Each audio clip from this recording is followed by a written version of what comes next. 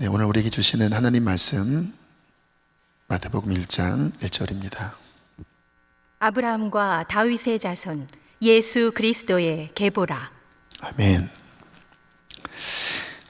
그동안 마태복음을 이렇게 좀 순서와 상관없이 그 주마다 어떤 주제된 말씀 형태로 전했는데요. 오늘부터 마태복음 1장 1절부터 성경 공부하듯이 말씀을 전하도록 하겠습니다. 제가 경험을 해보니까요, 가장 깊고 진한 은혜는 성경 자체의 진리를 깨달을 때더라고요.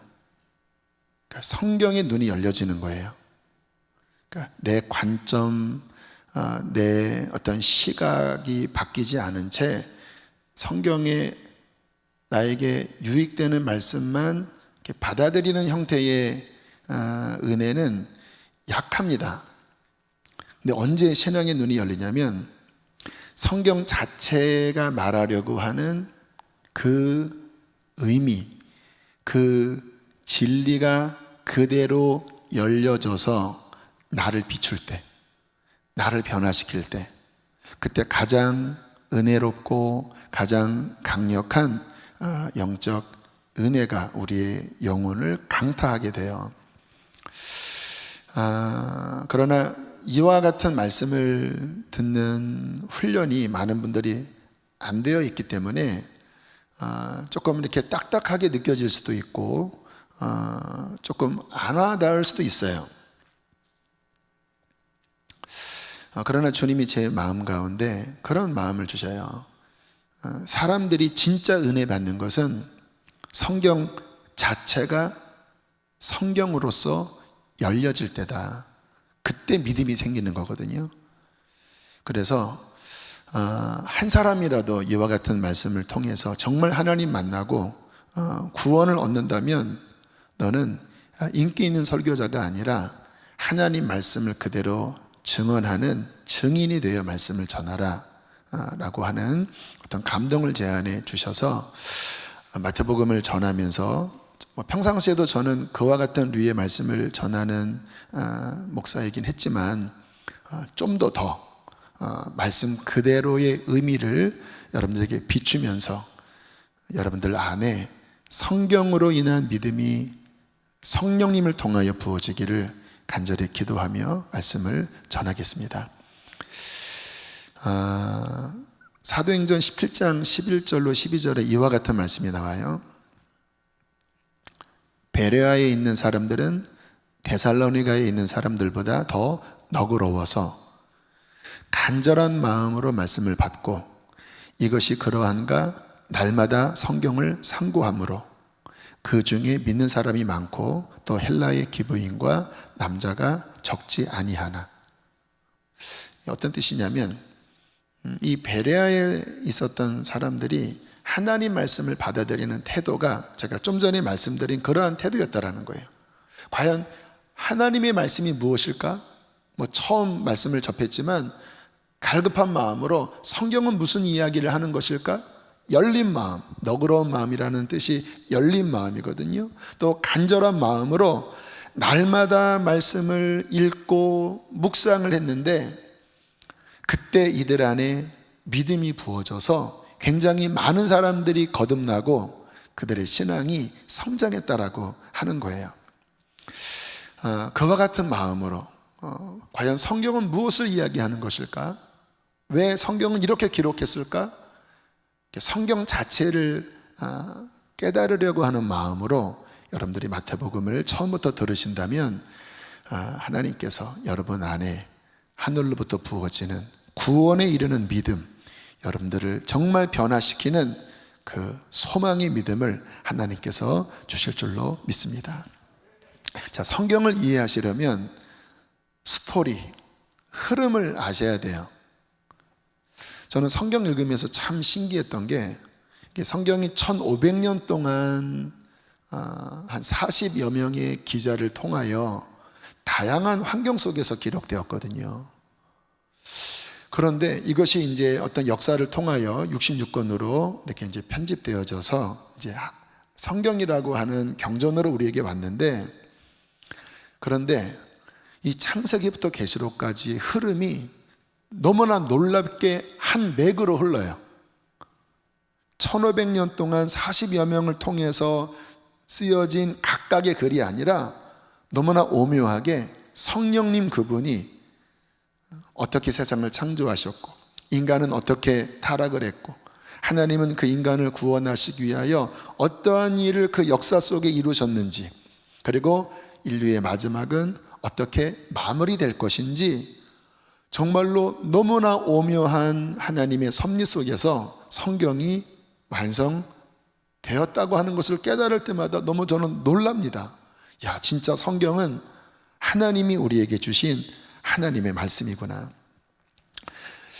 성경은 그러므로 이 흐름을 아셔야 돼요. 흐름을 모른 채 그냥 나에게 필요한 말씀만 발췌하는 것은 너무나 빈약한 은혜를 받을 수밖에 없죠.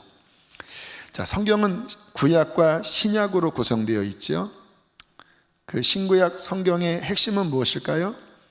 하나님의 형상대로 지음받은 인간이 어떻게 죄로 인해 타락했으며, 하나님은 그 인간을 구원하시기 위해 어떤 일을 행하셨는가. 이게 성경 전체의 스토리입니다. 그 가운데 구약과 신약이 나뉘어지는데요, 구약은 무엇을 증언하는가? 크게 두 가지를 증언합니다.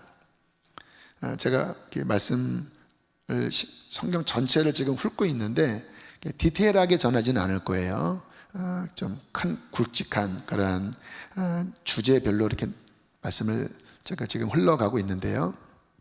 자, 구약의 큰 두 가지 증언. 자, 첫째, 인간 진단입니다. 아까 제가 말씀을 드렸죠. 하나님의 형상대로 지음받은 인간이 어떻게 죄로 인해 타락했는가, 그러니까 인간은 어떠한 존재인가에 대한 진단이 구약의 첫 번째 증언입니다. 자, 인간은 어떠한 존재라고 성경은 말씀을 하시나요? 죄인이라고 선언합니다. 시편 14편 2절로 3절, 여호와께서 하늘에서 인생을 굽어 살피사 지각이 있어 하나님을 찾는 자가 있는가 보려 한즉 어떻게 됐다고요? 3절에 다 치우쳐 함께 더러운 자가 되고 선을 행하는 자가 없으니 어떻다고요? 하나도 없도다. 이 말씀을 로마서 3장의 사도 바울이 의인은 없으니 하나도 없으며, 여기에 저와 여러분도 포함되어 있는 거예요. 여기에 부처도 포함되어 있고 소크라테스도 포함되어 있고, 하나님 보시기에 하나님의 관점에서 모든 인간은 치우쳐 있고 하나님을 떠나 있고, 하나님 보시기에 진정한 선을 행하는 자가 하나도 없다고 성경은 선언하고 있고 증언하고 있습니다. 기분 나쁘실지 모르지만 성경 자체를 여러분들이 한번 창세기부터 보시면 끔찍하리만큼 죄의 역사로 가득해요. 아담과 하와가 범죄한 이후에 그 배에서 나온 자녀들이 시기하면서 형이 동생을 죽여요. 그리고 5장쯤에 가면 누가 자기를 좀 빚 같다고 그냥 거기서 쳐 죽입니다. 그리고 6장에 가면 온 세상이 패역하고 강포하고 하나님이 심판할 수밖에 없는 똥이 되어서 쓰레기 오물이 되어 하나님은 홍수를 보내어 노아와 그의 가족 외에는 다 쓸어버릴 수밖에 없는, 하나님이 한탄하고 근심하는 온 세상이 되었다고 성경은 말씀하고요. 또 소돔과 고모라는 음란하기 짝이 없고 동성애로 가득하고 하나님이 불을 내려 심판할 수밖에 없는 그러한 모습으로 가득하다고 하는 것, 이 죄의 역사로 점철된 것이 성경에 기록된 인간의 모습이에요. 여러분 자신의 인생을 돌아보셔요. 여러분 어릴 때부터 지금까지 지내오시면서 한번 그 관점으로 보시면 정확하게 여러분의 인생을 해석할 수 있습니다. 배신, 상처, 거짓, 사기, 음란, 내가 죄를 지었든 다른 사람의 죄로 인하여 피해를 입었든 나의 인생을 정확하게 성경적 관점에서 들여다보면 이 세상이, 나의 속이, 나의 가족이, 내가 믿었던 사람이 죄로 인하여 연약하기 짝이 없고 그로 인하여 서로 상처를 주고 상처를 받는 성경과 동일하게 죄의 역사로 가득했다라고 하는 것을 우리는 정직하게 이야기할 수밖에 없어요. 그래서 인간은 그 죄로 인해 성경은 뭐라고 말씀을 하셨냐면 영원하신 하나님에게서 끊어져 버렸다고 말씀을 합니다. 이것이 죄로 인한 가장 큰 저주입니다. 영원하신 하나님, 거룩하신 하나님으로부터 끊어져 버린 거예요. 그로 인하여 인간은 허무하기 짝이 없는 인생이 되었습니다. 여러분, 돈을 벌면 뭐합니까? 조금 더 오래 살면 뭐합니까? 소원을 성취하면 뭐합니까? 이 땅의 삶이 죄로 인하여 고통이 늘 있고, 그리고 죽으면 어떻게 돼요? 심판을 받잖아요. 거룩하신 하나님 앞에서 그 죄에 대한 엄중한 심판을 받아서 영원한 멸망, 영원한 지옥으로 떨어질 수밖에 없는 그와 같은 가련하기 짝이 없는 운명으로 살아가는 것이 인간인 거예요. 그러니까 정확하게 보면 우리의 인생은 정말로 슬프고, 그리고 어둡고 두렵고 절망스럽기 짝이 없는 그러한 존재가 성경에서 말씀하시는 인생이라는 것입니다. 이와 같은 설교를 우리가 잘 듣지 못하는 편이에요. 저도 죄에 대한 설교를 하지만 이렇게 적나라하게 설교를 많이 하는 편은 아닌데, 그래서 어떤 분들은 이와 같은 설교를 들으면 좀 불편한 분들도 계실 거예요. 인생이 얼마나 아름다워, 뭐 어차피 죽을 거지만 그래도 한평생 뭔가 행복하게 살아가는 게 그게 인생의 도리 아니야? 여러분, 성경은 그렇게 말씀하지 않아요. 성경은 인생에 대하여 그 허무함과, 그리고 그 유한함과, 그 절망과, 그 후에 있을 심판에 대하여, 그 인간 안에 있는 그 죄의 참혹함에 대하여 너무나 적나라하게 우리에게 드러내려고 하는 것이 성경이 우리에게 말씀하려고 하는 관점입니다. 제가 아까 말씀을 드렸죠. 진짜 은혜는 내 중심에서 어떠한 필요한 말씀을 받는 게 아니라 성경에서 말씀하려고 하는 그 진리를 깨닫는 것이라고 말씀을 했잖아요. 왜요? 하나님의 진리만이 우리에게 유익한 거거든요. 불편할지라도, 조금 마음에 그러한 말씀들이 좀 힘들지라도 하나님이 말씀하려고 하는 그대로를 베레아 사람들처럼 귀를 기울여 들으셔야 된다는 거예요. 여러분, 성경은 결국 우리에게 뭐라고 권면하는지 아세요? 너 절망해라예요. 너 스스로에 대하여 절망해야 한다. 인생이 무엇인지에 대하여 깨닫고 직시하고 절망해야 한다. 이것이 구약 성경에서 우리에게 가르치려고 하는, 우리에게 말씀하려고 하는 하나님의 메시지인 것입니다. 왜 이게 필요한지 아세요? 그래야 비로소 진정한 믿음을 향하여 마음이 열려요. 아이러니하지요. 병든 자에게라야 의연히 쓸데있는 거예요. 나 자신을 정확하게 진단해야 비로소 성경에서 말씀하는 구원이 무엇인지, 예수님이 어떠한 분인지, 비로소 하나님이 말씀하시는 그 진정한 구원의 가치가 나 스스로에 대하여 절망할 때 문이 열린다라는 거예요. 어떤 분이 하나님을 모르고 70평생을 사셨다고 그래요. 어릴 때 잠깐 교회 나간 것 외에는 그냥 자신 스스로 자신을 믿고 그냥 성실하게 사셨다고 합니다. 근데 어느 날 몸이 좋지 않아 병원에 갔는데 암 말기 진단을 이분이 받으신 거예요. 이제 한 2주 3주밖에 자신의 생명이 남지 않았다고 하는 청천벽력과 같은 사망 선고를 받았습니다. 사형 선고를 받았어요. 근데 그때 이분 마음 안에 어떠한 깨달음이 주어졌냐면, 과연 내가 바르게 살았나? 그렇지 않다라고 하는 것을 느꼈대요. 내가 죽고 난 다음에 하나님이라는 분이 계시고 내가 그분 앞에 서면 나는 과연 구원받을 수 있을까? 천국 갈 수 있을까? 그때 자신의 실체를 본 거예요. 전혀 하나님 앞에 준비되지 못한 자신의 모습을 그 암 진단, 사형 선고를 받고 소설아치게 깨달은 것입니다. 너무나 마음이 답답하고 두려웠어요. 왜? 이제 2주, 3주 지나지 않아서 자신의 인생은 끝날 테니까요.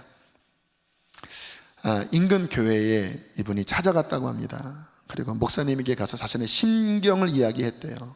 너무 두렵습니다. 하나님이 계신지 안 계신지 모르지만 나는 죽기에는 준비가 되지 않은 것 같습니다. 목사님이 그분에게 복음을 전하셨대요. 근데 여러분, 참 제가 늘 드리는 말씀이지만 이 복음이 마음으로부터 깨달아지는 이것은 쉬운 일이 아니에요. 더군다나 70평생 교회를 다니지 않으셨던 분이 그냥 막연한 어떠한 죽음에 대한 두려움, 어떤 신에 대한 두려움, 이와 같은 마음 때문에 교회에 나왔을 때 그분이 아무리 복음을 들은들 그것이 마음에 와닿겠습니까? 그러니까 복음을 들려주지만 뭔가 그 내면 안에 진정한 거듭남, 진정한 믿음이 생기지 않아서 이분이 괴로워했다고 합니다. 나는 하나님께 버림받았나? 나는 이렇게 끝나는 건가? 그때 그 목사님이 포기하지 않고 제가 당신을 도와드리겠습니다. 그래서 성경의 말씀, 인간이 어떠한 존재인지, 인간의 죽음 후에 어떠한 참혹한 결과가 있는지에 대한 성경의 증언, 그리고 하나님은 그와 같은 우리를 구원하기 위하여 어떻게 행하셨는지를 계속 말씀을 전했대요. 왜? 믿음은 들음에서 나는 거거든요. 그리고 성경을 계속 읽혔대요. 그렇게 며칠이 지났다고 합니다. 사생결단이지요. 하루하루 지날 때마다 이제 자신의 죽음이 성큼성큼 다가오는 거예요. 그러나 믿음이 잘 생기지 않아요. 그런데 어느 순간 갑자기 이분이 울기 시작하더래요. 요한복음 3장 16절을 읽을 때였다고 합니다. 너무나 잘 아시는 말씀이죠. 크게 읽어보실까요? 하나님이 세상을 이처럼 사랑하사 독생자를 주셨으니 이는 그를 믿는 자마다 멸망하지 않고 영생을 얻게 하려 하심이라. 갑자기 성경을 읽는데 빛이 비친 거예요. 나 같은 죄인, 이제 나는 곧 죽고 나는 영원하신 하나님 앞에 서서 심판을 받을 텐데, 나는 일평생 하나님을 부인하며 살았는데, 죄 가운데 살았는데, 나는 끝인데 하나님이 나를 이처럼 사랑하사 그의 아들을 주셨으니 그를 정말 믿을 때 내가 멸망, 지옥에 떨어지지 않고 영생을 얻는 곳이구나. 이게 성령의 깨달음으로 마음속에 믿겨질 때 이분이 그냥 그 성경을 읽다가 그 자리에서 흐느껴 울면서 구원을 받았다고 합니다. 저는 여러분들에게 묻고 싶어요.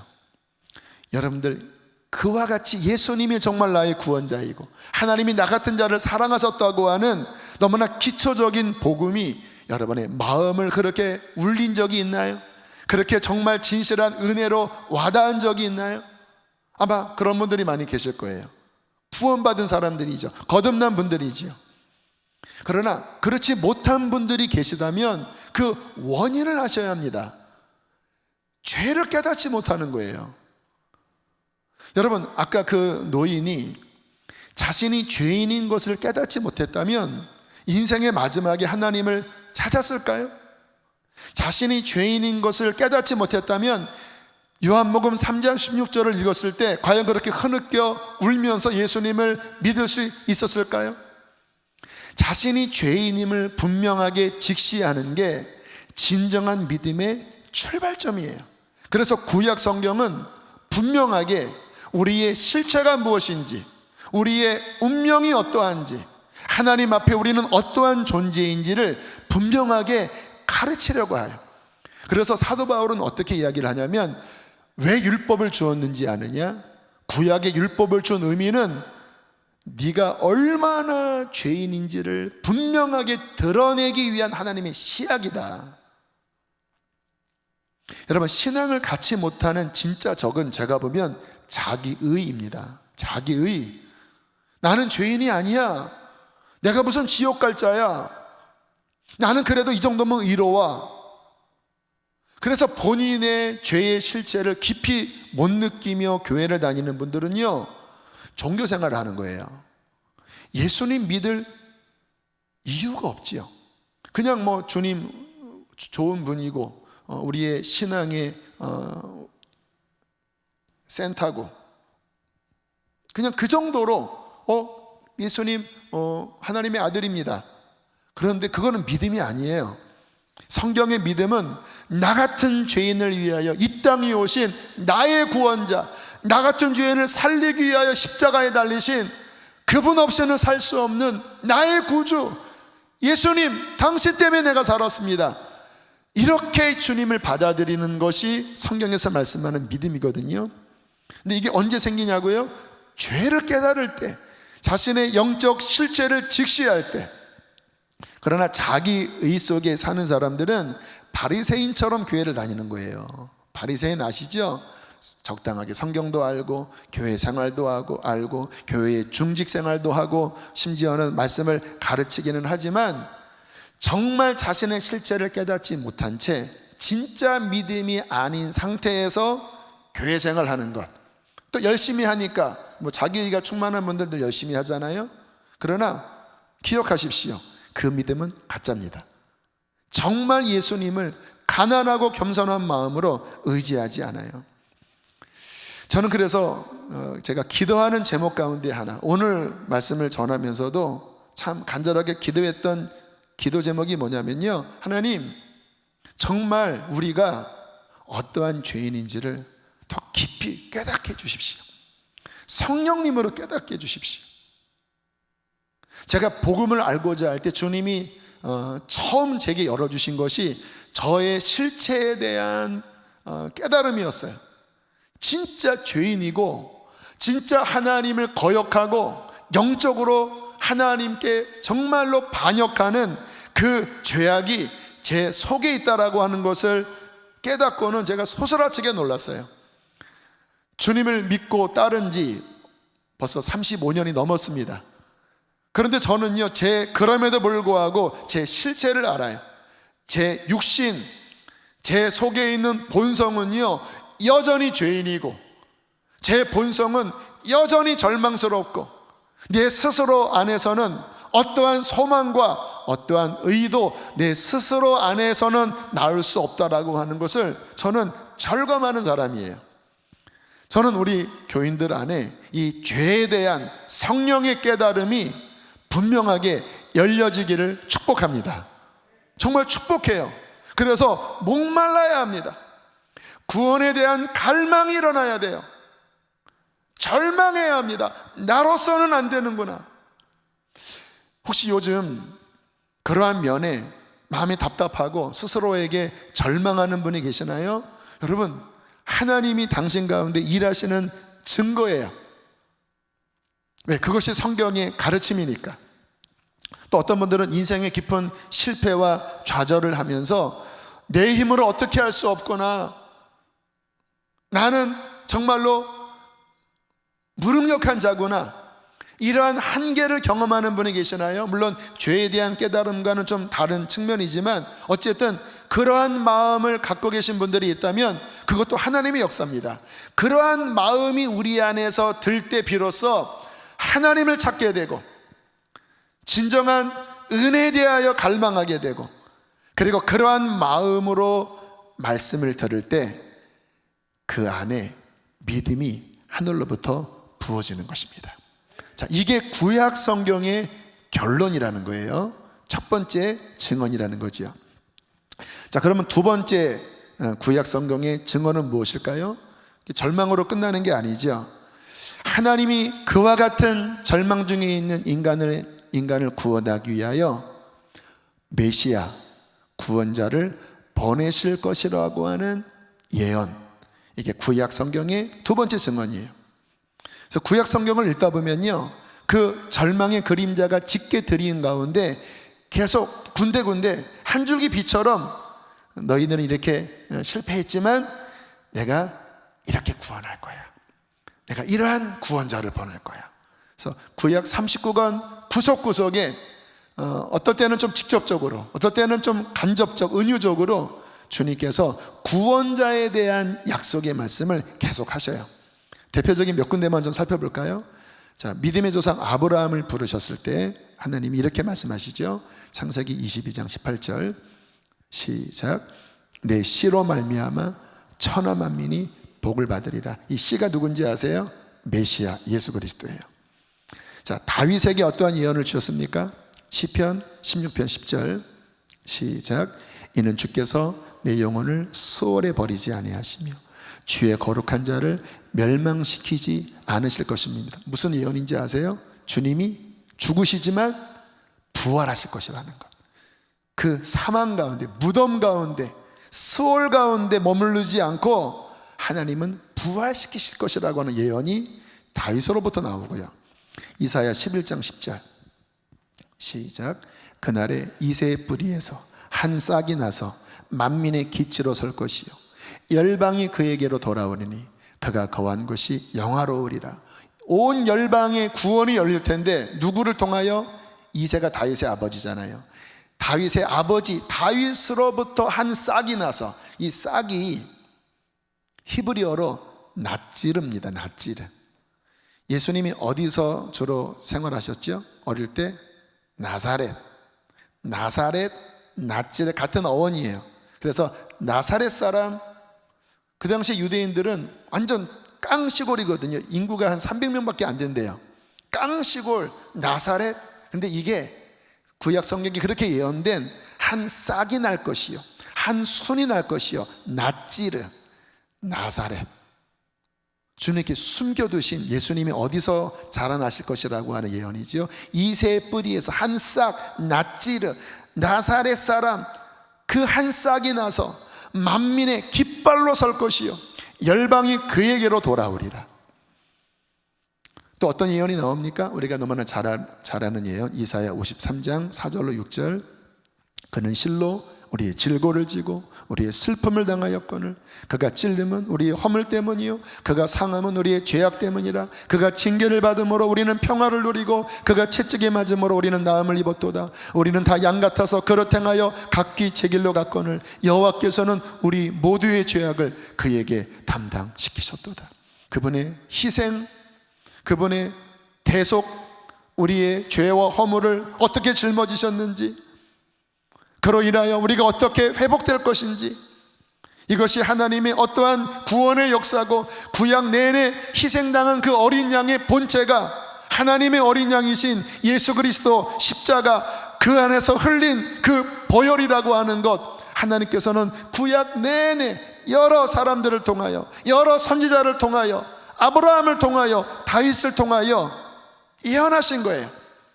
이것이 구약의 두 번째 증인입니다. 너희들은 멸망할 수밖에 없는 절망 가운데 있는 완전히 썩어 문드러져 부패된 그러한 인간이야. 그러나 나는 너희의 구원을 위하여 나의 메시아를 보낼 거야. 아브라함의 씨 다윗을 통하여 그는 이와 같은 사역을 할 거야. 그렇게 수없이 예언을 하신 것이 구약의 큰 스토리입니다. 자, 길게 제가 말씀을 드렸어요. 자, 이제 마태복음으로 들어갈게요. 말라기로 끝나고 400년 동안 신구약 중간기 동안 하나님은 아무 말씀을 안 하셨어요.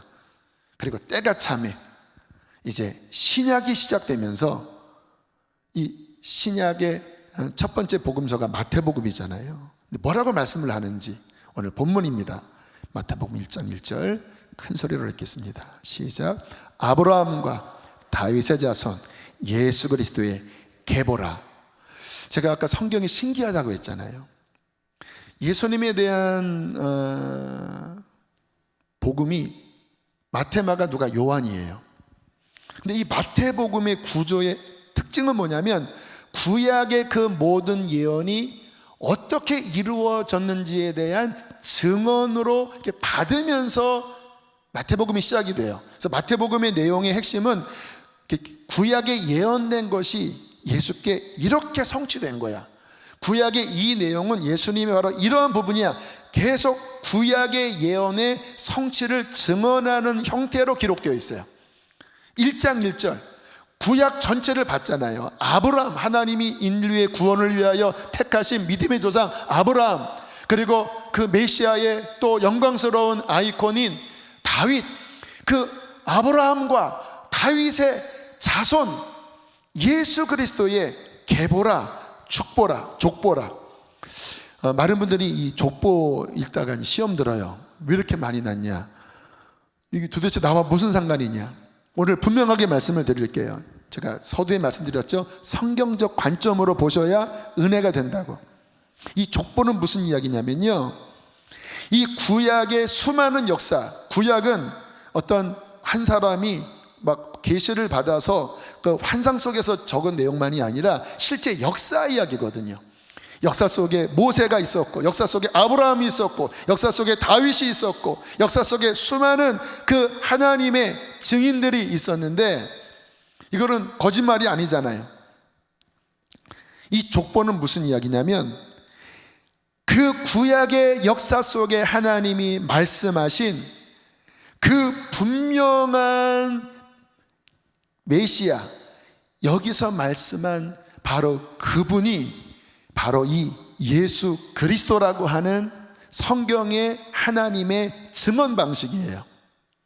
가끔 이단 사이비 교주가 내가 바로 그 이긴 자다, 내가 바로 그 현현한 재림주다. 족보가 없어요. 그들 족보 파면은 그분들은 단군의 후손입니다.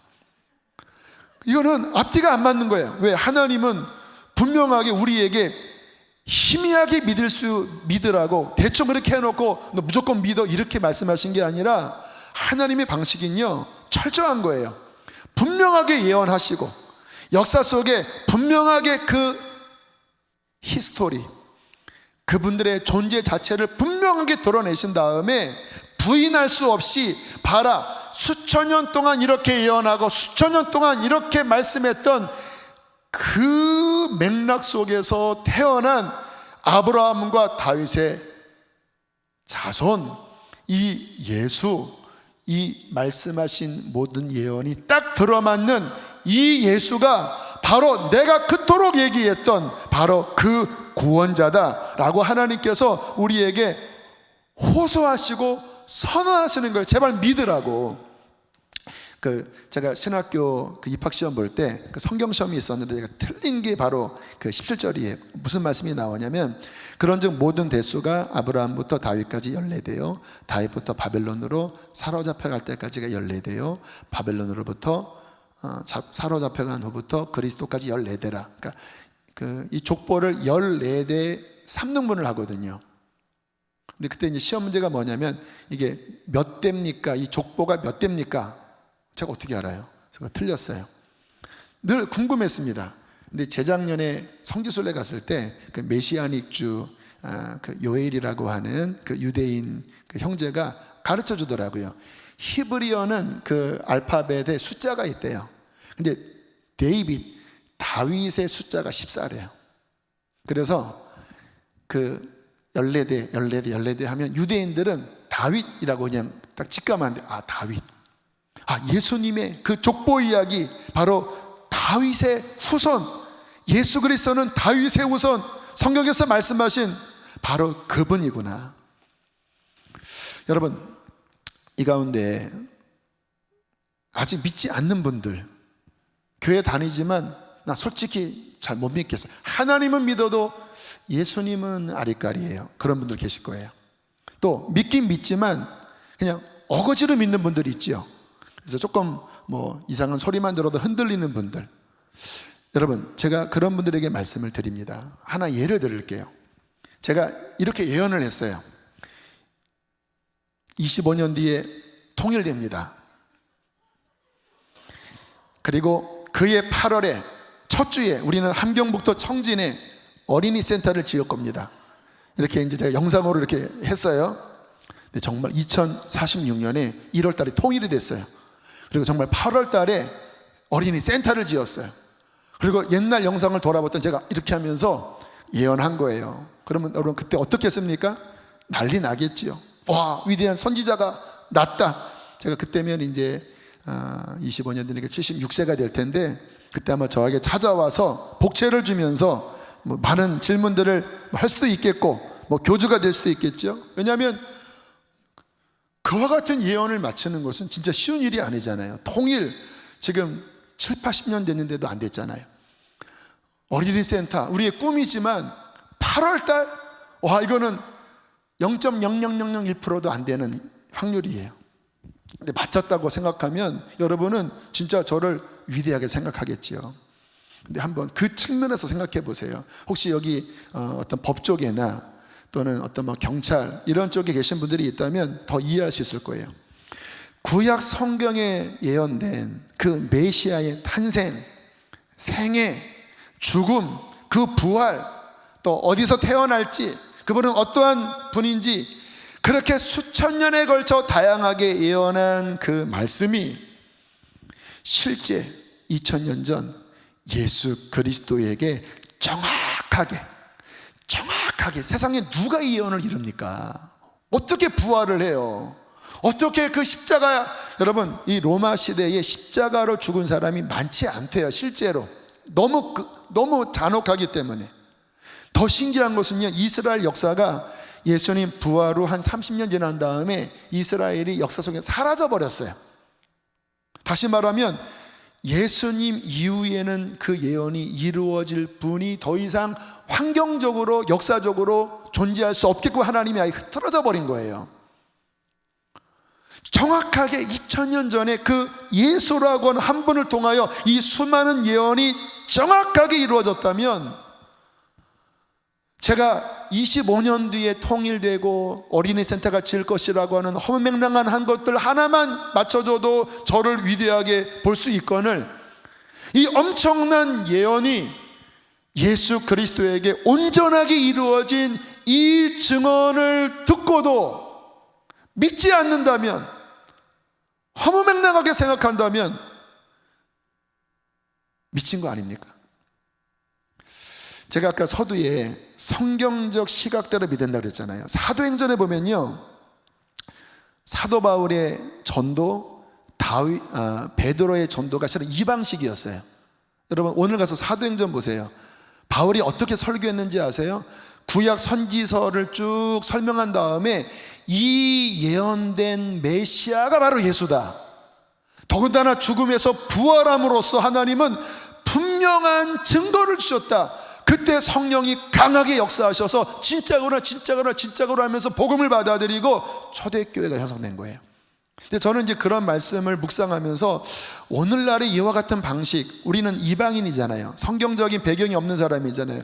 이와 같은 증언 방식이 오늘날에는 맞지 않으니까 이제 현대적으로 제가 좀 많이 전했거든요. 근데 제가 이제 바꾼 거예요. 한번 나도 성경대로 증언해 봐야 되겠다.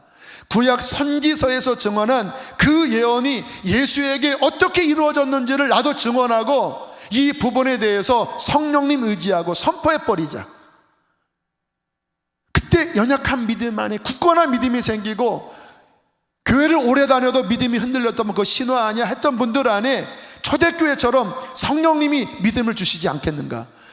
제가 일종의 실험하는 거예요 지금. 근데 말씀을 전하면서 어라? 성령님이 역사하고 계셔요. 아멘이 작네.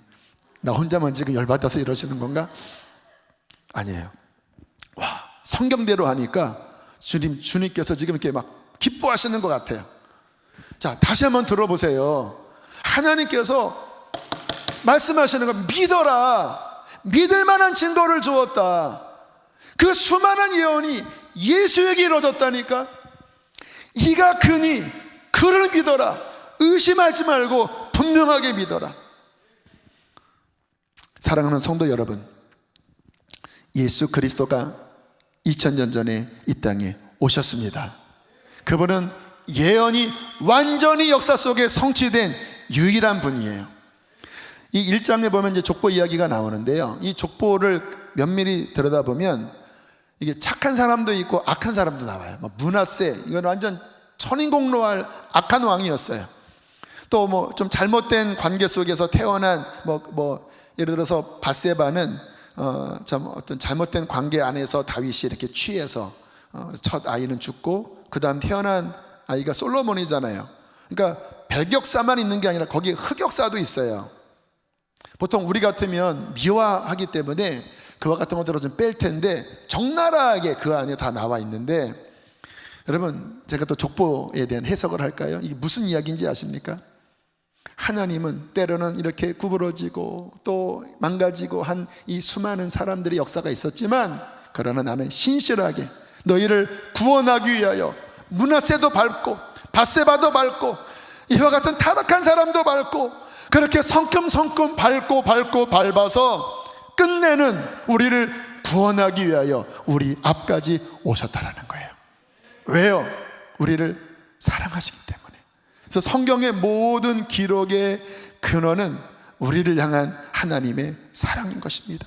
하나님이 세상을 이처럼 사랑하사 죄로 말미암아 영원한 멸망에 빠져서 소망 없이 절망 중에 하루살이처럼 들의 풀과 꽃처럼 죽어서 멸망할 수밖에 없는 인생을 이처럼 사랑하사 독생자를 주셨으니 이는 그를 믿는 자마다 확실한 이 증거를 너그러운 마음으로 간절한 마음으로 받아들이는 자마다 멸망하지 않고 영생을 얻게 하려 함이라.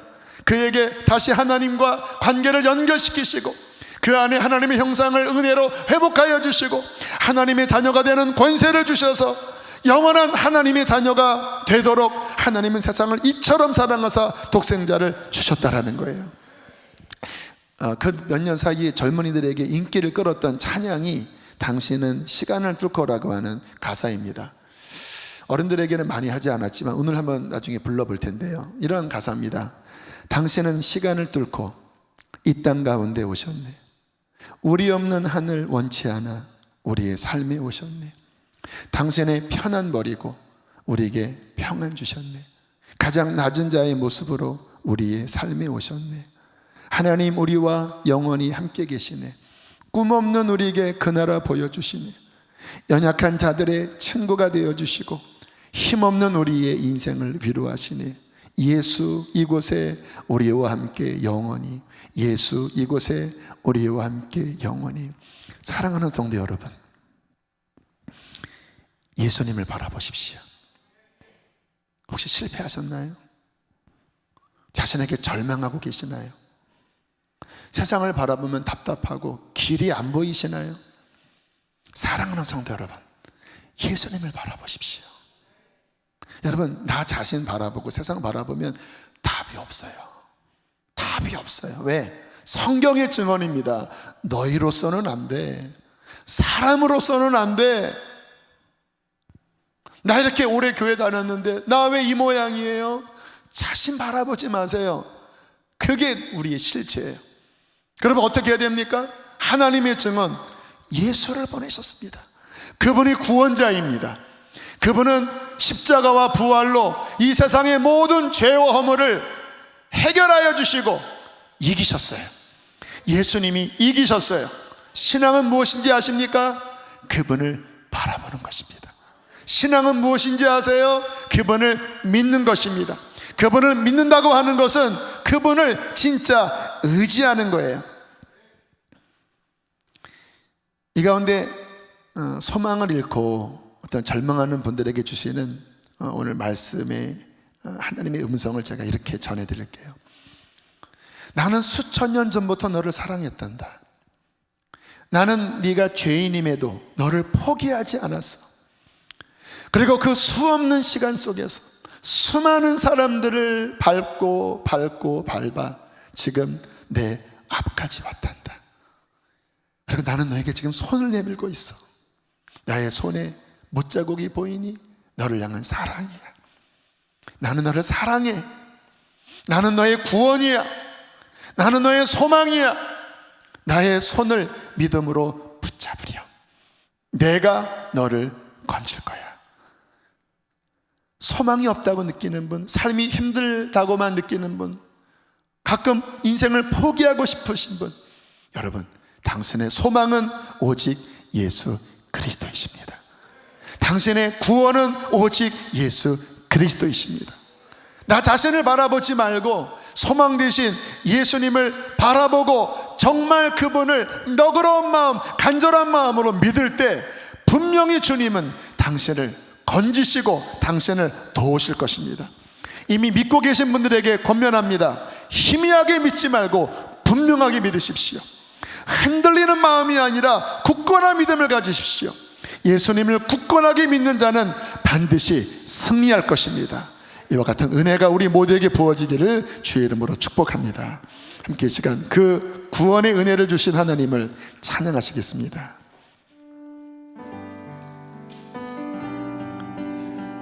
우리 자리에서 하나님 앞에 경배합시다. 손을 들 분들은 손을 들면서 이 영원한 복음을 주신 하나님을 찬양하겠습니다. 찬양하라, 찬양하라 내 영혼아, 찬양하라 내 영혼아, 내 속에 있는 것들아 다 찬양, 감사하라 내 영혼아, 감사. 예수님을 바라보세요. 내 영혼아, 감사하라 내 영혼아, 내 속에 있는 것들아 다 그분을 바라보면 우리는 기뻐할 수 있어요. 기뻐하라, 기뻐하라 내 영혼아, 기뻐하라 내 영혼아, 내 속에 있는 것들아 다 기뻐. 당신은 시간을 뚫고 시간을 뚫고 이 땅 가운데 오셨네. 우리 없는 하늘 원치 않아 우리 삶에 오셨네. 자신의 평안 버리고 우리에게 평안 주셨네. 가장 낮은 자의 모습으로 우리 삶에 오셨네.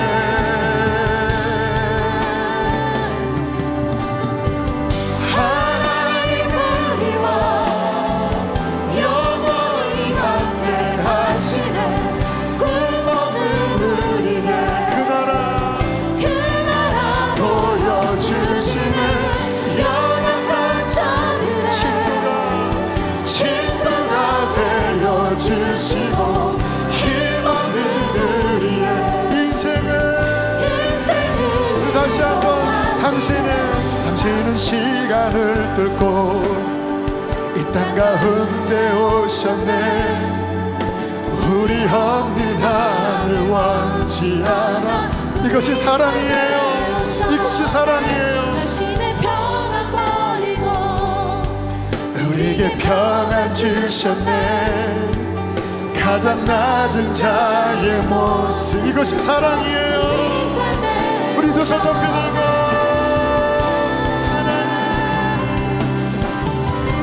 하나님 우리와 영원히 함께 하시네. 꿈없는 우리 그 나라 보여주시네. 연약한 우리를 친구가 되어주시고 힘없는 우리의 인생을 위로하시네. 우리 함께 시간 기도합시다. 주님, 예수님을 확실하게 믿겠습니다. 예수님만을 믿겠습니다. 예수님만이 나의 소망입니다. 끝날까지 예수님만을 붙잡게 하여 주시옵소서. 주여 한번 부르시고 기도하겠습니다. 주여, 주여, 예수님, 예수님,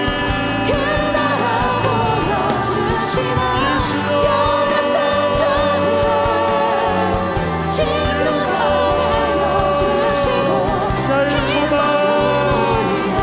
나의 희망, 나의 위로, 나의 힘, 나의 생명, 나의 위로, 임마누엘 하나님, 나의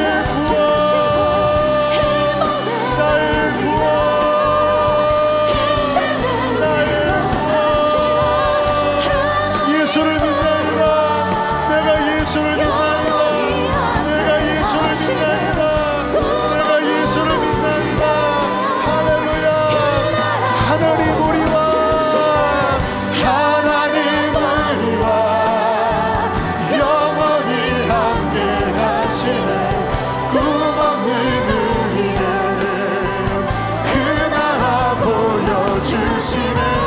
연약한 자들의 친구가 되어주시고 힘없는 우리의 인생을 위로하시네.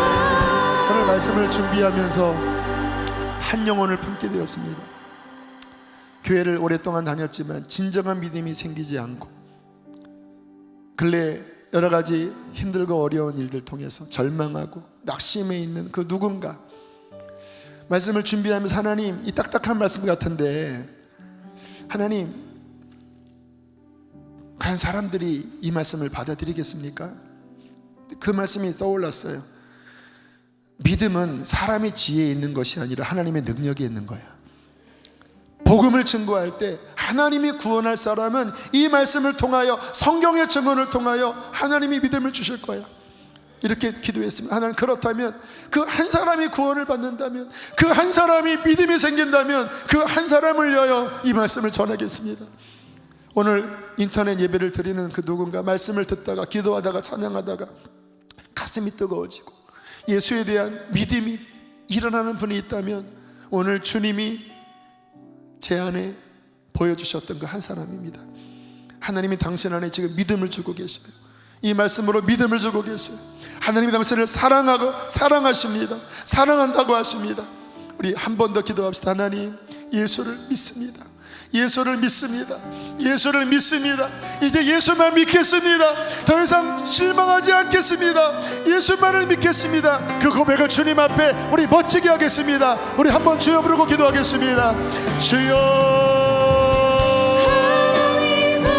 예수님 감사합니다. 예수님 믿습니다. 구원받았습니다. 구원받았습니다. 나는 구원받았습니다.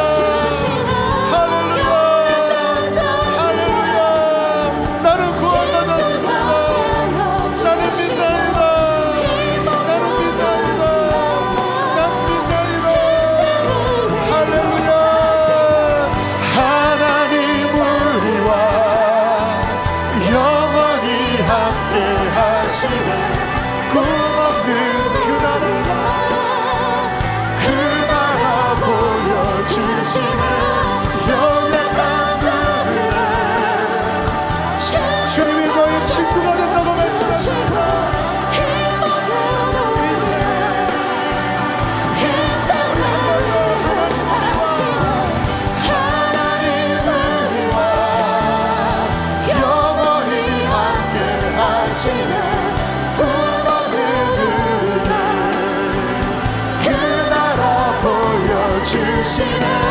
연약한 자들의 친구가 되어 외로워하지 마.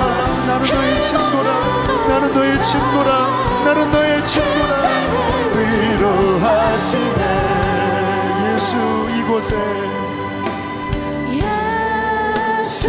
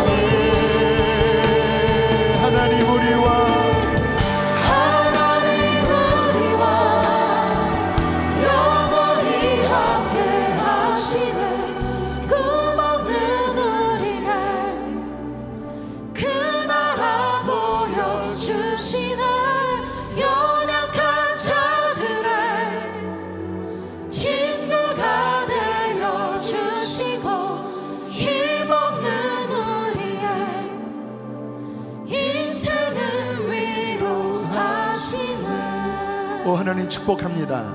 하나님의 말씀이 흥왕하여 세력을 얻게 하여 주시고 성경에 증언된 하나님의 말씀이 우리 안에 강력하게 믿겨지게 하여 주시고 이 말씀이 우리 안에 우리를 일으켜 세우게 하여 주시고 이 말씀이 우리를 변화시켜 주시고 모든 어둠을 물리치고 하나님의 소망의 빛으로 일어나게 하여 주십시오. 주님, 역사가 어둡습니다. 세상이 어둡습니다. 그러나 오직 빛 대신 예수 그리스도만이 우리의 소망과 능력임을 선포합니다. 이 복음을 믿는 자들이 이 세상에 복음을 선포하게 하여 주시고 이 복음이 선포될 때에 말씀이 흥왕하여 세력을 얻어 많은 사람들이 빛 대신 예수께로 돌아오게 하여 주시옵소서. 주님, 몸이 아픈 자들을 위하여 기도합니다. 절망하지 않게 하여 주시고 더 예수를 바라보게 하여 주십시오. 저가 채찍에 맞을 때 우리가 나음을 입었습니다. 마음이 절망하는 자들을 위하여 기도합니다. 예수를 바라보게 하여 주시고 주님이 소망임을 그 마음속에 부어주십시오. 공황장애, 우울증, 정신적인 질병 이 세상에 너무나 많습니다. 그러나 빛 대신 주님을 믿을 때에 그 모든 어둠이 떠나감을 선포합니다. 주여, 기쁨 가운데 일어나게 하여 주시옵소서. 우리의 삶이 길지 않습니다. 우리의 삶을 끝까지 완주하게 하여 주시고 성령 안에서 기뻐하며 믿음 안에서 하늘의 소망을 가지고 승리케 하여 주시옵소서. 귀한 예물 봉헌합니다. 기쁘게 흠양하여 주시고 영광을 받으소서. 교회를 위하여 기도합니다. 안전하게 지켜주시고 영상 예배 속에서 많은 사람들의 신앙이 흔들릴 때에 주님 말씀으로 우리 교우들을 붙잡아 주시옵소서. 코로나로부터 지켜 주시옵소서. 이제는 우리 주 예수 그리스도의 은혜와 하늘아버지의 그 크신 사랑하심과 성령의 교통하심이 예수만을 나의 소망으로 붙잡고 돌아가는 모든 하나님의 자녀들에게 오늘 그 한 사람 예수를 믿고 눈물 흘리고 있는 그 한 사람 그 영혼에게 영원토록 함께 하시기를 간절히 축원하옵나이다. 아멘.